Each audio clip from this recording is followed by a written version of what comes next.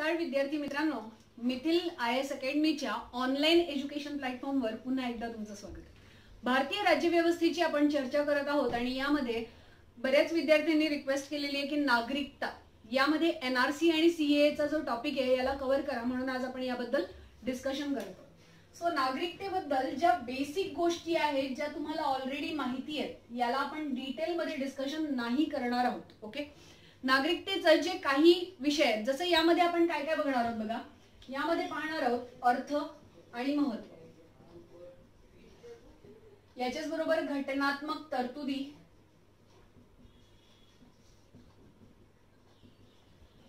यानंतर जे संविधान संशोधन किंवा घटना दुरुस्ती झालेले आहेत त्याबद्दल आपण बोलणार आहोत आणि या घटना दुरुस्तींमध्येच NRC आणि CAA चा जो मुद्दा आहे त्यालाही आपण इथे पाहणार. सो सगळ्यात पहिले बघूया की नागरिकतेचा अर्थ आणि महत्व काय असतं. आता नागरिकता हे समजून घेण्या अगोदर हे लक्षात घ्या की आपण आपल्या कुटुंबात जेव्हा राहतो तेव्हा जे आपले संबंध असतात ते कसे असतात. ते असतात आपण एखाद्या कुटुंबात का राहतो, आपल्याला त्याच्यातून सामाजिक सुरक्षा मिळत असते. तसंच एक देश आणि त्यात राहणारा जो सदस्य असतो त्यांचा जो संबंध आहे, आपसात असलेला संबंध देशाचा आणि त्या देशात राहणाऱ्या व्यक्तीचा, त्याला म्हटलं जातं नागरिकता. ओके, याला म्हटलं जातं नागरिकता. आता महत्व म्हटलं तर असं लक्षात घ्या की कोणत्याही आधुनिक देशाप्रमाणेच भारतात देखील दोन प्रकारचे नागरिक राहत असतात. एक जे भारतीय नागरिक असतात आणि दुसरे जे अन्य देशातील नागरिक असतात.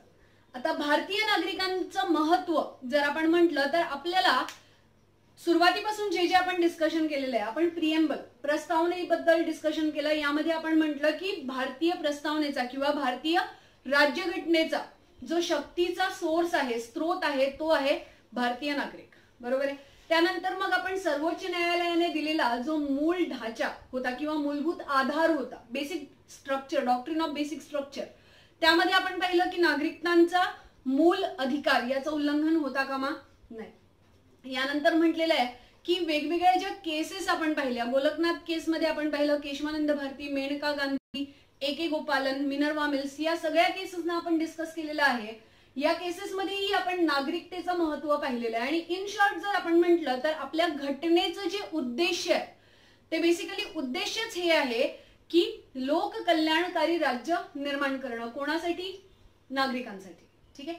सो हे आहे याचं महत्व. आता भारतीय राज्यघटनेत जे काही मूळ अधिकार आहेत, मूलभूत हक्क आहेत, यामधले काही हक्क भारतीय नागरिकांसाठीच सुरक्षित ठेवले गेलेले आहेत. हे कुठले कुठले आहेत बघा. हे मूलभूत हक्क आहेत. पहिला आर्टिकल 15. आर्टिकल 15 म्हणतं की state shall not discriminate on the ground, rather the state shall not discriminate only on the ground of RRCSP. RRCSP is religion, race, sex, caste, place of birth. Okay, so या म्हणजे जाती, धर्म, वर्ण, लिंग आणि जन्मस्थानच्या आधारावर व्यक्तीशी भेदभाव न करावा असं संविधान म्हणतं. ठीक आहे. याच्याच बरोबर 16 equal opportunities on the employment of government, म्हणजे जेव्हा सरकारी नोकऱ्यांमध्ये समान संधी असली पाहिजे, हे 16. त्यानंतर 19 ज्याला आपण म्हटलं स्वतंत्रतेचा अधिकार, स्वातंत्र्याचे अधिकार, यामध्ये तुमच्या बोलण्याचा आणि फ्रीडम ऑफ स्पीच आणि एक्सप्रेशन, अभिव्यक्तीचा अधिकार तुम्हाला दिलेला आहे. त्यानंतर पीसफुल असेंब्ली करण्याचा अधिकार दिलेला आहे, वास्तव्याचा अधिकार, संचाराचा अधिकार, व्यवसायाचा अधिकार, हे सगळे स्वातंत्र्य आपल्याला इथे मिळालेली आहेत 19 मध्ये. आणि 29 आणि 30 मध्ये शैक्षणिक आणि सांस्कृतिक अधिकार आहेत, हे आपल्याला इथे सुरक्षित केलेले आहेत. याच्यानंतर जर बघितलं तर आर्टिकल 326 च्या अंतर्गत मतदानाचा अधिकार जो आहे हा देखील भारतीय नागरिकांचा अधिकार आहे किंवा फक्त भारतीय नागरिकांनाच मिळालेला अधिकार आहे भारतात. यानंतर राष्ट्रपती आणि राज्यपाल या पदाच्या उमेदवारीसाठी जर आपल्याला उभं राहायचं असेल, राष्ट्रपती, उपराष्ट्रपती या पदाच्या निवडणुकीसाठी उभं राहायचं असेल तर भारतीय नागरिक असावा. महाधिवक्ता, मुख्य न्यायाधीश, याच्याच बरोबर विधानसभाचे इलेक्शन्स यांच्यासाठी जर आपल्याला उभं राहायचं असेल, लोकसभेच्या इलेक्शनसाठी जर उभं राहायचं असेल तर तो भारताचा नागरिक असावा. ही तरतूद पहिले आपल्याला दिसते. हे आहे याचं महत्व. आता घटनात्मक तरतुदींबद्दल जर आपण बोललं तर नागरिकता हा विषय घटनेच्या भाग 2 मध्ये अनुच्छेद 5 ते 11 मध्ये समाविष्ट केलेला आहे. ठीक आहे. याच्याच बरोबर जे 5 ते 11 आर्टिकल आहेत यामध्ये जन्मापासून किंवा घटना लागू झाल्यापासून नागरिकत्व हे आर्टिकल 5 आहे. 6 मध्ये म्हटलेलं आहे की जे नागरिक पाकिस्तानातून भारतात आले त्यांच्या नागरिकत्वाचे अधिकार. 7 मध्ये म्हटलेलं आहे जे व्यक्ती भारतातून पाकिस्तानमध्ये गेले आणि पुन्हा भारतात आले त्यांचे अधिकार. 8 मध्ये म्हटलेलं आहे की जे भारताच्या बाहेर राहणारे भारतीय आहेत किंवा भारतीय मूळचे व्यक्ती आहेत त्यांचे अधिकार. 9 मध्ये म्हटलेलं आहे की जर एखाद्या व्यक्तीने स्वेच्छेने त्याग केला असेल तर त्याचे नागरिकत्व संपुष्टात येईल. 10 मध्ये म्हटलेलं आहे की संसदेने विविध कायदे करून जे नागरिकत्व सतत ठेवलेलं आहे त्याचं सातत्य, नागरिकत्वाचं सातत्य इथे डिस्कस केलेलं आहे. आणि 11व्या मध्ये म्हटलेलं आहे की भारतीय संसद याला अधिकार दिलेला आहे की नागरिकत्वाचे हनन करण्यासाठी किंवा नागरिकत्वाचे अधिकार प्रदान करण्यासाठी काही अधिनियम संसद पारित करू शकेल. राईट. या अंतर्गत भारतीय संसदेने भारतीय नागरिकता अधिनियम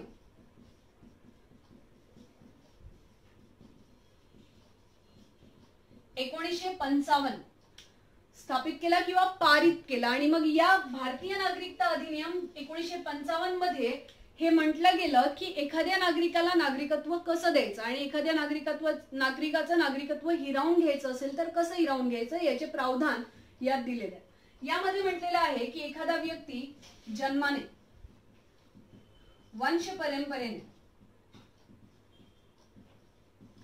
नोंदणीकरणाने,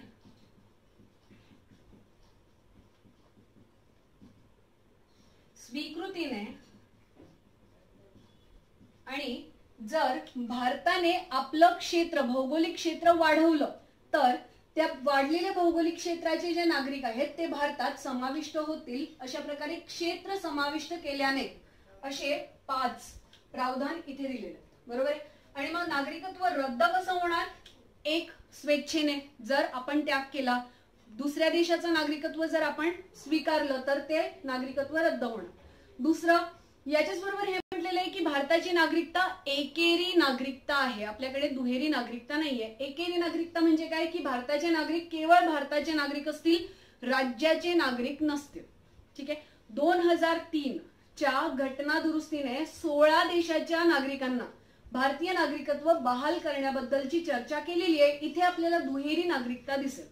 ठीक आहे. हे 2003 ची घटना दुरुस्ती.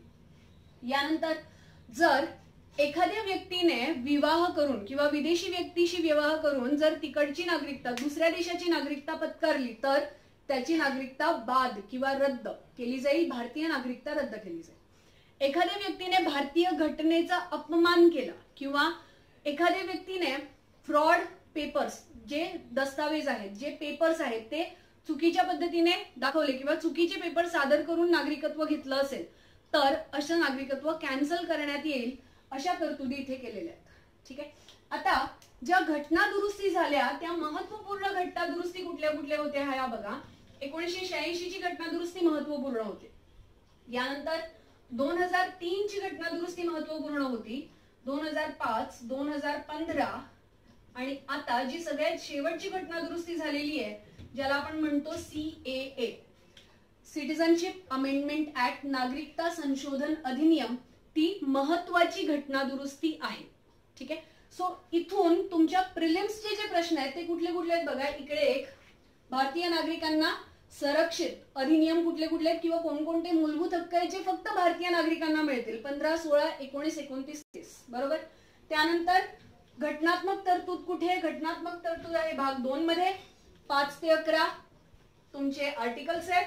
त्याच्यानंतर 11 प्रमाणे भारतीय नागरिकता अधिनियम 1955 आलेला आहे. यामध्ये 5 तरतुदीनुसार भारतीय नागरिक होता येतं आणि भारतीय नागरिकत्व काढून घेण्याचा अधिकार देखील भारतीय संसदेकडे असतो. याला लक्षात ठेवा, सर्वोच्च न्यायालयाकडे नाही. ठीक आहे.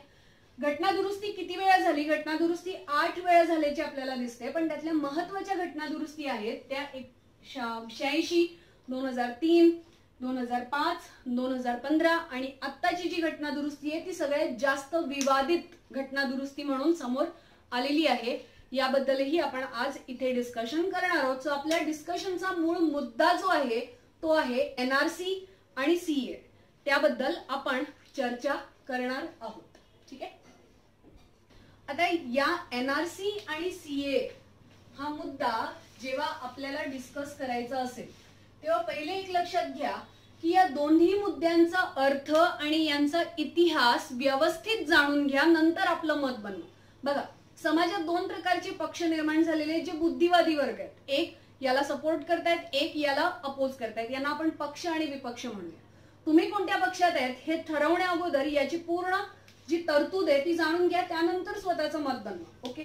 आता एक लक्षात घ्या की भारतीय नागरिकता जी आहे ही कोणत्या सिद्धांतांवर दिलेली आहे हेही पाहून घ्या.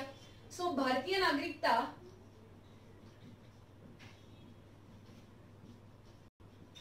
कोणत्या सिद्धांतावर दिलेली आहे हे जाणून घेण्यासाठी पहिले हे लक्षात घ्या की नागरिकता किती सिद्धांतांवर दिली जाते.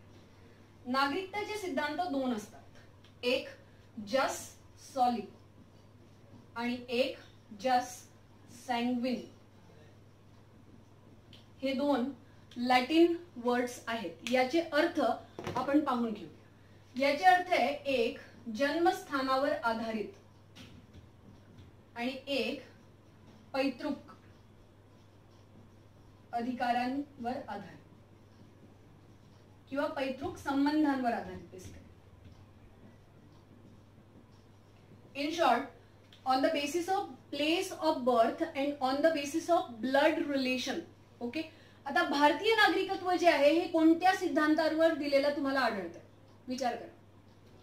भारतीय नागरिकत्व जस सॉली जन्मस्थान या सिद्धांतांवर दिलेलं आहे. याचा अर्थ असा की आपलं नागरिकत्व जे आहे हे व्यक्तीच्या जन्मस्थानावरून डिसाईड होतं. याची सगळ्यात पहिली चर्चा केली होती मोतीलाल नेहरूंनी 1928 रोजी. ठीक आहे. आणि नंतर दुसरी चर्चा जी करण्यात आली ती आली आपल्या घटना समितीमध्ये. जेव्हा संविधानाची निर्मिती होत होती, घटनेची निर्मिती होत होती. घटनेची निर्मिती जेव्हा होत होती तेव्हा आपण बघितलं की भारतीय नागरिकत्व कोणत्या आधारावर देण्यात यावं यावर जेव्हा चर्चा होत होती तेव्हा असं म्हणण्यात आलं की ब्लड रिलेशनवर आपलं नागरिकता नसावी. आपली नागरिकता किंवा भारतीय नागरिकता जी आहे ही जन्मस्थानावर आधारित नागरिकता असावी. हा आहे आपल्या नागरिकतेचा सिद्धांत. इथून तुम्हाला प्रश्न विचारला जाऊ शकतो. ओके. यानंतर आता लक्षात घ्या की ही जी भारतीय नागरिकत्व आहे याचा मुद्दा किंवा एनआरसीचा मुद्दा कसा जन्माला आला याबद्दलही आता काहीशा तरतुदी पाहून घेऊया. झालं काय की सुप्रीम कोर्टामध्ये डिसेंबर 2019 रोजी एक न्यूज आहे. डिसेंबर 2019 ला सुप्रीम कोर्टाने एक याचिका फेटाळून लावली. ही याचिका होती आसामच्या नागरिकांची आणि त्यांनी ही मागणी केली होती की 1 जुलै 1987 पर्यंत, म्हणजे दोन डेट्स लक्षात ठेवा, 24 मार्च 1971 पासून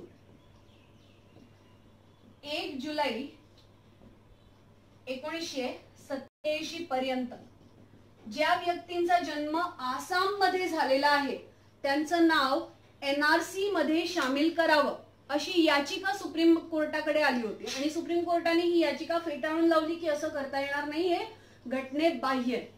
आता ही जी डेट आहे ही डेट महत्वाची काय? तुम्हाला आठवत असेल 24 मार्च 1971 रोजी बांगलादेशचं युद्ध झालं होतं किंवा ईस्ट पाकिस्तान आणि वेस्ट पाकिस्तान, पश्चिमी पाकिस्तान आणि पूर्व पाकिस्तान यांचं युद्ध झालं होतं ज्यात भारताने मदत केली होती आणि बांगलादेशची स्थापना झाली होती. तारीख होती 24 मार्च 1971. ओके. आणि मग हा मुद्दा आता सुरू कसा झाला याच्यासाठी आपल्याला बघावं लागेल एक टॉपिक, आसाम समझोता. आसाम समझोता बेसिकली काय होता हे पाहूया. मुद्दा इथून सुरू झाला आणि त्याच्यानंतर मग याच्या अगोदर एक घटना घडली होती की भारत सरकारने आतिश तासीर नावाचा एक रिपोर्टर, एक जर्नलिस्ट आणि एक ऑथर, दोन्ही हा व्यक्ती होता, याचं नागरिकत्व किंवा याचा जो ओसीआय स्टेटस होता तो मानण्यासाठी नकार दिला, रद्द करण्यात आला. आणि त्याच्यासाठी सरकारने हे म्हटलं होतं की यांनी जे दस्तावेज, जे पेपर दिलेले आहेत हे चुकीचे, फर्जीवाडा करून दिलेले पेपर आहेत. आतिश तासीरनी म्हटलं की मला पूर्ण पेपर देण्याचा वेळच सरकारने दिलेला नाही, अशा प्रकारचा हा विवाद होता जो समोर आला आणि इथून एनआरसी आणि सीएचा मुद्दा असे तग धरून उठला समाजात, किंवा इथून आंदोलनं सुरू झाली की एनआरसी आणि सीए. आणि मग तुम्हाला आठवत असेल की जे आपले माननीय होम मिनिस्टर आहेत, केंद्रीय गृहमंत्री अमित शहा यांनी म्हटलं की एनआरसी केवळ आसाम पुरता मर्यादित राहणार नाही, तर पूर्ण भारतावर एनआरसी लागू केली जाईल. त्याच्यानंतर ही आंदोलनं तुम्हाला दिसायला लागली. आता मुद्दा काय याला समजून घेऊया one by one, step by step. चला ओके, बघा आसाम समझोता काय होता. आसाम समझोता समजण्यासाठी पहिले हे लक्षात घ्या की एक व्यक्ती होते जे आसामच्या मांगलडोई या कॉन्स्टिट्युएन्सी मधून सांसद किंवा खासदार म्हणून निवडले गेले होते. नाव होतं हीरालाल पटवारी. हीरालाल पटवारी. ओके, हे आसामच्या मांगलडोई कॉन्स्टिट्युएन्सीचे खासदार होते. यांचा मृत्यू झाला 1978. आता खासदारांचा मृत्यू झाल्यामुळे काय झालं की तिथे री इलेक्शन, निवडणुका पुन्हा घ्या किंवा पोट निवडणुका घ्या अशी डिमांड व्हायला लागली. त्याप्रमाणे मतदार यादी तयार झाली. मतदार यादी तयार झाल्यानंतर असं लक्षात आलं की जी पहिल्या निवडणुका झाल्या होत्या आणि आता जी मतदारसंघाची यादी तयार केली त्याच्यात खूप सगळी लोक वाढलेली आहेत, हजारो पटींनी वाढलेली. आता ही जी वाढलेली लोक आहेत ती कुठून आली, तर ही लोक आली, आता तिकडची जी लोक होती, जी स्थानिक नागरिक होते, त्यांनी म्हटलं की ही जी वाढलेली लोक आहेत हे बांगलादेशी घुसखोर आहेत. बांगलादेशाचे जे शरणार्थी होते ते भारतात आलेले आहेत आणि जोपर्यंत यांची नावं मतदारसंघातून काढली जाणार नाहीत तोपर्यंत आम्ही पोट निवडणुका होऊ देणार नाहीत, अशा प्रकारच्या डिमांड्स व्हायला लागल्या. यामध्ये दोन संघटना होत्या. एक होती all Assam student union, all Assam student union, आणि दुसरी होती ऑल आसाम गणसंग्राम परिषद. ही दुसरी संघटना होती. या दोघांनी मिळून प्रचंड मुवमेंट केली, प्रचंड आंदोलनं केली, हत्या झाल्या, व्हायलन्स झाला, हिंसा झाली, भरपूर गोंधळ यांनी घातला. ही जी मुवमेंट होते, हे जी आंदोलनं होती, हे 1979 पासून 1985 पर्यंत झाली, पूर्ण 6 वर्ष. ओके, यानंतर काय झालं, 1985 रोजी भारतातली शासन पद्धती बदलली. प्रधानमंत्री झाले राजीव गांधी. राजीव गांधी प्रधानमंत्री झाल्यानंतर त्यांनी या आंदोलनांची चर्चा करण्यासाठी त्यांनी आसामला व्हिजिट केली आणि या दोन्ही संघटनांशी बोलणं करून एक एग्रीमेंट केलं. तिसरी पार्टी गव्हर्नमेंट ऑफ इंडिया. या 3 पार्टीमध्ये जे एग्रीमेंट झालं त्याला म्हटलं जातं आसाम समझोता. आता या 3 पार्टीच्या एग्रीमेंट मध्ये बोलणं हे झालं होतं की जे व्यक्ती 24 मार्च 1971च्या मध्यरात्रीपर्यंत जर त्यांचे पैतृक संबंध ते साबित करू शकत असतील, लक्षात घ्या काय बोलते मी, ठीक आहे, जर ते त्यांचे पैतृक संबंध साबित करू शकत असतील की आम्ही पूर्वजांपासून भारतातच राहतोय किंवा आसाममध्येच राहतोय या दिनांकापर्यंत, तर त्यांना भारताचा नागरिक किंवा आसामचा नागरिक मानलं जाईल.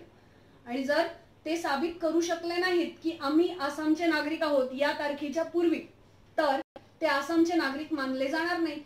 ही कट ऑफ डेट इथे निश्चित करण्यात आली. कट ऑफ डेट निश्चित करण्यात आली. पण तुम्हाला माहितीये की आपल्या घटनेत किंवा आपल्या अधिनियमांमध्ये जर काही बदल करायचा असेल तर काय करावं लागतं, घटना दुरुस्ती. आणि मग अशा प्रकारची घटना दुरुस्ती जी आहे ती इथे करण्यात आली 1986 मध्ये, जो भारत किंवा भारतीय नागरिकता अधिनियम यामध्ये घटना दुरुस्ती करण्यात आली 1986 रोजी. आणि यामध्ये क्लॉज 6A जोडण्यात आला, ज्यामध्ये हे लिहिलं की जर 24 मार्च 1971 पर्यंत तुम्ही तुमचे पैतृक संबंध दाखवू शकत असाल की आमचे पूर्वज आसामचे नागरिक होते, तर तुम्ही आसामचे नागरिक आहात. नव्हते तर तुम्ही आसामचे नागरिक नाही आहात. आणि इथून झाला मुद्दा तयार. ओके, आता अशा प्रकारचा हा जो 6A क्लॉज आहे हा ऍप्लिकेबल होता फक्त आसामपर्यंत, फक्त आसामपर्यंत मर्यादित होता. हा होता आसाम समझोता. ठीक आहे. आता एनआरसी म्हणजे काय हे लक्षात घ्या. एनआरसी म्हणजे हे बघा, हा आसाम समझोता झाला. एनआरसी काय होता याला आता लक्षात घ्या. एनआरसी म्हणजे हे की 1951 च्या जनगणनेनंतर 1951 च्या जनगणनेनंतर भारतातल्या सगळ्या स्त्री आणि पुरुष यांचा डेटा बनवण्यात आला. डेटा म्हणजे प्रत्येक शहरात, प्रत्येक गावात, प्रत्येक गल्लीत राहणाऱ्या व्यक्तींचं वय, कार्य, त्यांचा व्यवसाय, त्यांचं जे पूर्ण डेटा होता, त्यांच्या कुटुंबियांची संख्या वगैरे असं एक रजिस्टर बनवण्यात आलं. ते रजिस्टर पब्लिश करण्यात आलं, प्रकाशित करण्यात आलं 1951 रोजी. ते होतं national register of citizenship. Okay, हे होतं राष्ट्रीय नागरिकता रजिस्टर. हे आहे एनआरसी. ठीक आहे. आता काय झालं की ही एनआरसी आणि अशा प्रकारे जी 24 मार्च 1971 च्या आधी ज्या लोकांची नावं एक एनरोलमेंट मध्ये किंवा एका वोटर्स इलेक्टोरल रोल मध्ये डिसाइड करण्यात आली, या सगळ्यांची इलेक्टोरल रोल जो डिसाइड करण्यात आला 1971 चा, या दोघांना मिळून जेव्हा आपण बघतो तेव्हा याला म्हटलं जातं लीगसी डेटा.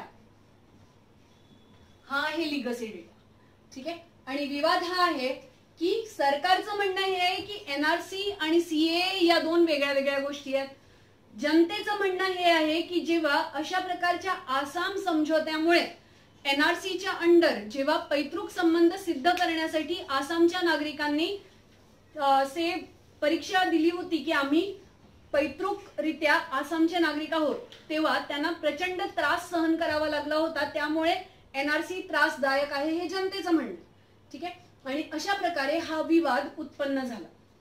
आता आपण पाहूया सीएए काय. ठीक आहे. हे एनआरसी होता. आय होप की तुम्हाला लक्षात आलं असेल एनआरसीचा मुद्दा. ठीक आहे.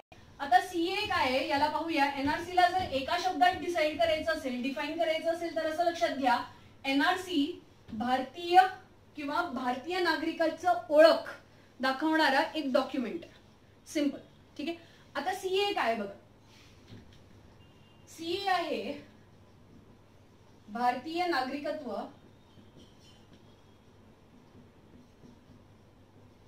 कायदा 1955 मध्ये जी घटना दुरुस्ती करण्यात आली.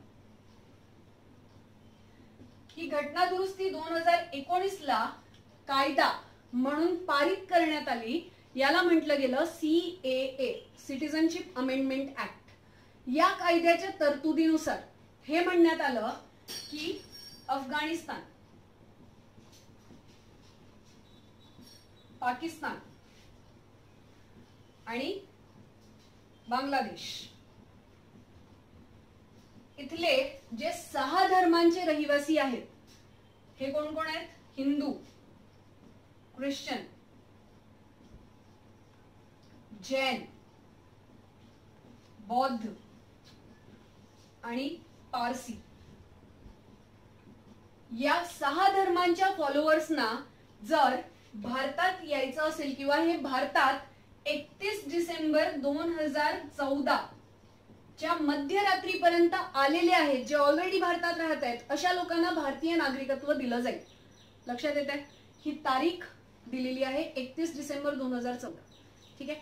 आता या अमेंडमेंटवर जे आरोप लावलेले गेलेले आहेत किंवा सरकार कटघऱ्यामध्ये कशी आली यावर आता बघूया की जनतेचं काय म्हणणं आहे. जनतेचं म्हणणं हे आहे की हा मुद्दा भावनात्मक आहे आणि दुसरा संविधानाच्या मूलभूत तरतुदींना धक्का लावणार आहे. कारण भारत धर्मनिरपेक्ष देश आहे. धर्माच्या आधारावर कोणालाही नागरिकता द्यावी किंवा नागरिकता नाही द्यावी हे जनतेचं म्हणणं आहे.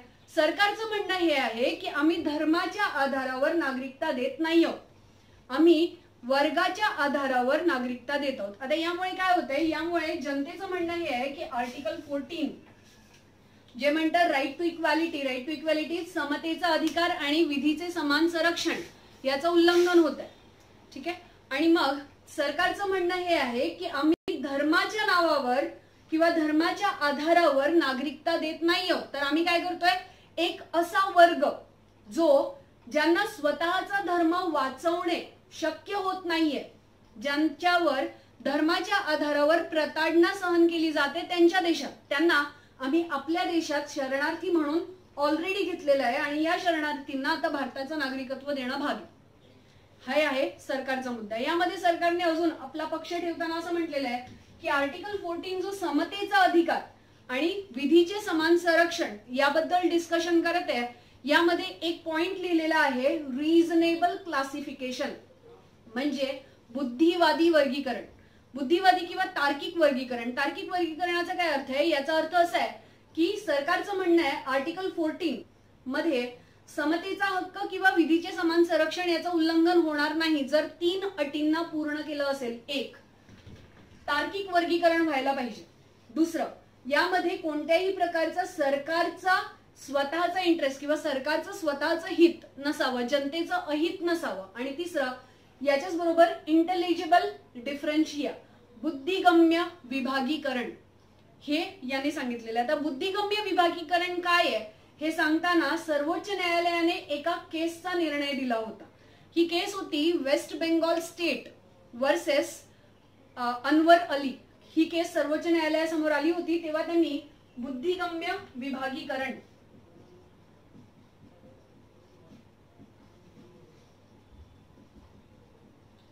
याची व्याख्या दिली होती. आणि बुद्धिगम्य विभागीकरण म्हणजे काय? इंटेलिजिबल डिफरन्शिया. केस कुठली होती? केस होती वेस्ट बेंगॉल स्टेट वर्सेस अनवर अली. ही केस होती. यामध्ये सर्वोच्च न्यायालयाने सांगताना म्हटलं होतं की एखाद्या वर्गाला जर आपण अशा प्रकारे विभागीकृत करत असू तर त्या वर्गाने काय मिळवलं आणि त्या वर्गाने काय गमावलं या आधारावर याला विभेद करता येऊ शकतो. आणि मग हा विभेद करताना रिझनेबल क्लासिफिकेशन, तार्किक विभागीकरण व्हायला पाहिजे. सरकारने योग्य तर्क दिला पाहिजे. या सरकारच्या तर्कावर विपक्षाचं म्हणणं हे आहे की सरकार जे रिझनेबल क्लासिफिकेशन देत आहे ते चुकीचं आहे. आता यावर विपक्षाचं म्हणणं हे आहे किंवा जनतेचं म्हणणं हे आहे की जर आपण बुद्धिगम्य विभागीकरण करणार असू तर यामध्ये आपल्याला काही विशेष गोष्टी लक्षात घ्यायला पाहिजेत, ज्यामध्ये भूटानचे ईसाई, बघा यांचं म्हणणं आहे की भूटानमध्ये राहणारे जे ख्रिश्चन आहेत, भूटानचे ईसाई, पाकिस्तानमध्ये राहणारे जे अहमदिया आणि शिया मुसलमान आहेत, श्रीलंकामध्ये राहणारे जे हिंदू तमिळ आहेत, तमिळ हिंदू आहेत है ना, याच्याच बरोबर म्यानमार मध्ये राहणारे जे रोहिंग्या आहेत आणि चीन मध्ये राहणारे जे उईगर मुसलमान आहेत, चीन आणि म्यानमार यांमध्ये राहणारी जी जनता आहे यामध्ये उईगर मुसलमान आणि म्यानमार मध्ये रोहिंग्या मुसलमान यांच्यावर सुद्धा धार्मिक आधारावर प्रताडणा होते. मग जर भारत सरकार अशा प्रकारचं बुद्धिगम्य विभागीकरण करत आहे तर या लोकांना सामील का नाही करत आहे, जेव्हा की श्रीलंकेचे हिंदू इथे सामील? हा जनतेचा मुद्दा आहे. ठीक आहे. आता यामध्ये सरकारचं म्हणणं हे आहे की स्टेप बाय स्टेप हा अधिनियम आम्ही लागू करू, पण जनता रोषात आहे. त्यांचं म्हणणं हे आहे की या अधिनियमामुळे एकतर सांप्रदायिकता भडकत आहे आणि त्याच्याच बरोबर संविधानाचा जो मूलभूत ढाचा आहे किंवा मूलभूत संरचना आहे त्याला देखील धक्का लागत आहे. आणि दुसरं हे की जनतेचं म्हणणं हे आहे यामध्ये की ज्या सीमा आहेत, आता भारताची सीमा कोणकोणत्या देशाला किती किती लागलेली आहे हे बघा. यामध्ये म्हटलेलं आहे की भारत अफगाणिस्तान सीमा जी आहे ही आहे 130 किलोमीटर. भारत आणि अफगाणिस्तान सीमा आहे 130 किलोमीटर. जर आपण आंतरराष्ट्रीय संबंधांबद्दल बोललो, ठीक आहे, भारत आणि म्यानमार सीमा आहे 1600 किलोमीटर. भारत आणि नेपाळची सीमा आहे 1700 किलोमीटर आणि भारत आणि भूटानची सीमा आहे 700 किलोमीटर. हे सरकारी आकडे आहेत. जर असं असेल तर अफगाणिस्तानची सीमा जी 130 किलोमीटर आहे यांना नागरिकता दिली जाते आणि हे जे बाकीचे आहेत ज्यांच्याशी आपण प्रचंड भूसीमा से शेअर करतोय यांना नागरिकत्व का दिलं जात नाहीये, हा आहे जनतेचा प्रश्न. आणि मग सरकार याबद्दल हे म्हणते की जे हे 5 किंवा ईसाई, तुमचे पारसी, जैन, बुद्ध आणि हिंदू हे 5 जे 3 देशातून येत आहेत त्यांच्यावर प्रताडणा झालेली आहे आणि जर इतर देशातल्या लोकांना भारतीय नागरिकत्व पत्करायचं असेल तर ते इतर कायद्यांच्या तरतुदीनुसार हे नागरिकत्व पत्करू शकतात. आता इतर कायद्यांच्या तरतुदींसाठी पहिले हे लक्षात ठेवा की भारतीय नागरिकत्व अधिनियम जो आहे 1955 चा, यामध्ये जे क्लॉज 3 आहे, त्याचा जे अनुसूची 3 आहे, यामध्ये हे म्हटलेलं आहे की एखाद्या व्यक्तीला, एखाद्या दुसऱ्या देशाच्या व्यक्तीला भारताचं नागरिकत्व पत्करायचं असेल तर त्याला कमीत कमी 11 वर्ष भारतात राहावं लागेल. जेव्हा की हा जो नवीन अधिनियम आहे याच्या अनुसार भारतात 5 वर्षापर्यंत राहणाऱ्या नागरिकाला देखील नागरिकत्व मिळेल. ही जी वेळेची तरतूद आहे त्यामुळे हा जो क्लेम आहे सरकारचा याला अतार्किक म्हटलं जात आहे. याच्याच बरोबर जो आतापर्यंत जे अवैध प्रवासी येत होते, अवैध प्रवासी कोण आहेत? अवैध प्रवासी हे आहेत जे बिना पासपोर्ट किंवा बिना योग्य पेपर्स भारतात ट्रॅव्हल करतात, है ना, यांना अवैध प्रवासी म्हटलं जाते. यांच्यावर पासपोर्ट अधिनियम 1920 आणि अवैध प्रवासी अधिनियम 1947 च्या अंतर्गत, आता हे कायदे जरा एकदा पाहून घ्या. यामध्ये पासपोर्ट अधिनियम 1920 आणि विदेशी अधिनियम 1946 हे 2 कायदे हे तुमच्या एक्झामच्या दृष्टीने खूप महत्वाचे आहेत. पासपोर्ट अधिनियम 1920 आणि विदेशी अधिनियम 1946 या दोघांच्या अनुसार यांना अवैध प्रवासी मानून यांच्यावर कायदेशीर कार्यवाही करण्यात येत होती. पण CAA 2019 लागू झाल्यानंतर असे अवैध प्रवासी जे भारतात पाकिस्तान, बांगलादेश आणि अफगाणिस्तान मधून आलेले आहेत आणि 6 धर्मांपैकी कुठल्याही धर्माला फॉलो करतायत त्यांच्यावर हे नियम लागू होणार नाहीत. हे अवैध प्रवासी मानले जाणार नाहीत, वैध प्रवासी मानले जाते. ओके. आणि यांच्यावर ज्या कायदेशीर कारवाई आतापर्यंत सुरू आहेत ते सगळे खारिज, रद्द केले जाते. हा आहे सरकारची स्टेप. ठीक आहे. आता हे योग्य आहे, हे अयोग्य आहे, हा पक्ष तुमचा आहे. हे आहेत फॅक्ट्स जे आपण तुमच्या समोर मांडले. आता कन्क्लुजन काय असायला पाहिजे तर बघा, कन्क्लुजन हे आहे की बघा भारत जो आहे हा दुसरा विपक्षचा जो दुसरा तर्क आहे हा आहे की अगोदरच भारत एक हायली पॉप्युलेटेड कंट्री आहे. भारत आता वर्तमान परिस्थितीमध्ये चीन नंतर दुसरा सगळ्यात जास्त लोकसंख्या असलेला देश आहे आणि युनायटेड नेशन्स दॅट इज संयुक्त राष्ट्र संघ यांच्या 2020 पॉप्युलेशन रिपोर्ट च्या अनुसार हे म्हटलं गेलेलं आहे की 2027 पर्यंत भारत चीनला पछाडून सगळ्यात मोठा किंवा सगळ्यात जास्त लोकसंख्या असलेला देश होणार आहे.